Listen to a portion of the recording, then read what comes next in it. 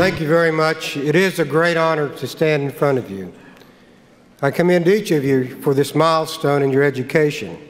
And I commend your parents, your family, your loved ones for supporting you to get to this milestone. And what I would like to do is share with you one of the greatest lessons I ever learned. My dad, Nelson Smith, was a tie cutter. I'm the son of a tie cutter. And you may ask, what is that? Back in the 1930s, they would pay $0.25 per tie, a railroad tie. And he in Adair County cut down a tree and then shape it into a railroad tie with a broadaxe. Take it on a horse-bound wagon to Stillwell and sell it for $0.25 apiece.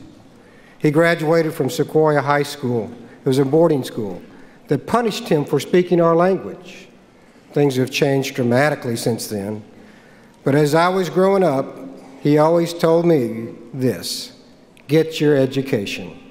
Get your education. I didn't know what it meant, but I knew I'd better get my education, because every night at the table he would look at me and my three brothers.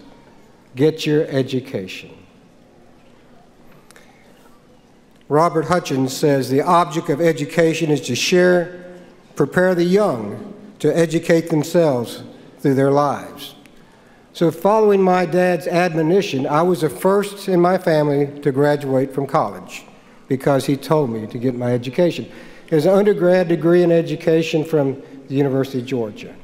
And as I was finishing that degree, it was right around 1973, and I watched on TV The Conflict That Wounded Me, where the federal government was challenging the AIM, the American Indian Movement in South Dakota.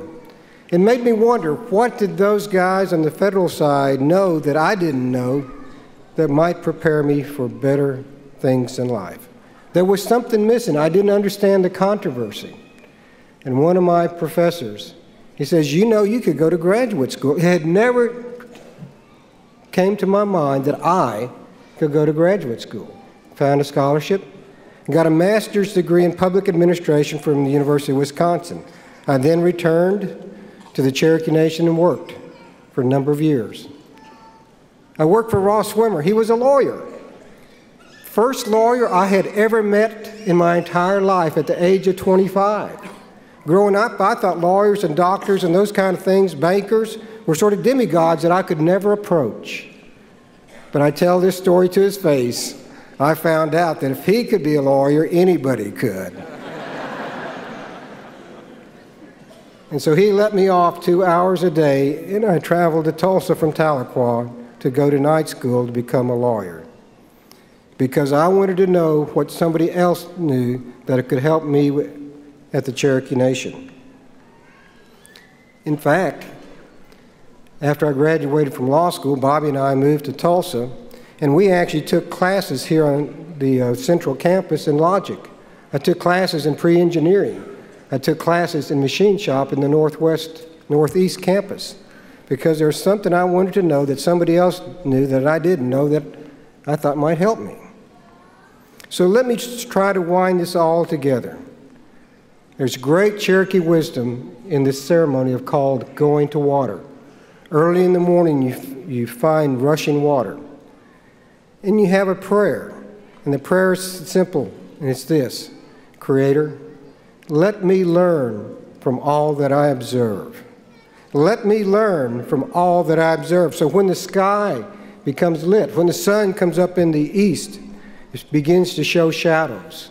And as it rises in the sky, the shadows change, your perspective change. You see things in a different way. You learn from the same object because they're illuminated differently. You learn from all you observe. And as the sun goes down in the evening, the shadows change again. Your perspective changes again. You can learn from the same object again. And of course, the metaphor is very clear. In the course of 24 hours, you can learn.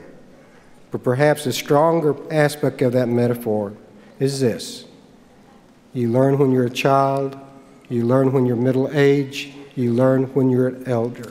You learn all your life. Life is a long-lasting occupation, challenge, opportunity, and honor. So, Here's what I ask you to remember from this evening. When you get 40 feet outside the doors, everything I would have said may have dissipated, but this is what I want you to remember. Seriously, if there's one thing I can share with you, my greatest lesson that I've learned after going through all those degrees, it's this. You don't have to have degrees. You have to want to learn. And this is a lesson. Do you know the difference between a genius and a doofus? Seriously. A doofus is somebody who knows so little, he thinks he knows everything. And around campaign times, politicians are the best example of doofuses.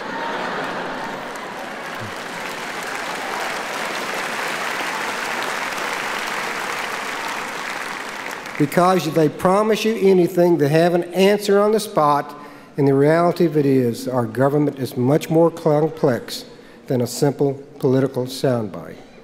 So you have to ask yourself, are you a doofus? On the other hand, the opposite side of that coin is a genius.